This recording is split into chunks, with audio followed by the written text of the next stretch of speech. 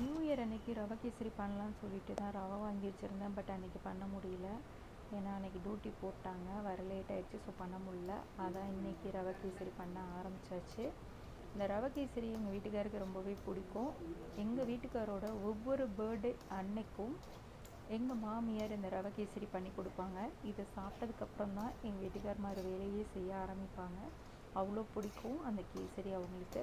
So இன்றைக்கி அதான் பண்ண ஆரம்பிச்சிட்டேன். இந்த ரவை நல்லா வறுபடணுங்க. அப்படி வறுபடலைன்னா ஒரு மாதிரி பிசு பிசுன்னு இருக்கும், கேசரி நல்லா இருக்காது.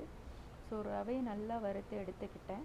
அதுக்கப்புறம் நெய் ஊற்றி, கொஞ்சம் நெய் சூடானதும் கொஞ்சம் கிஸ்மிஸ் கொஞ்சம் முந்திரி போட்டு நல்லா வறுத்துட்டு, நல்லா சிவந்து வரும்போது ரவைக்கு தேவையான தண்ணி ஊற்றி நல்லா கொதிக்க வச்சுட்டேன். நல்லா கொதிக்க ஆரம்பிச்சிடணும் தண்ணி. அப்போ தான் கேசரி அந்த ரவை வேகிறது ரொம்பவே நல்லாயிருக்கும், கேசரியும் நல்லாயிருக்கும்.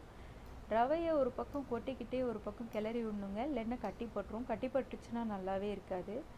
நல்லா ரவை இஞ்சி வந்ததுக்கப்புறம், தண்ணி இல்லாமல் வந்ததுக்கப்புறமாட்டு நம்ம கேசரி பொடி போடணும். கேசரி பொடி போட்டு நல்லா சுருள கிண்டி விட்டதுக்கப்புறமா நம்ம சீனி போட்டுக்கலாம்.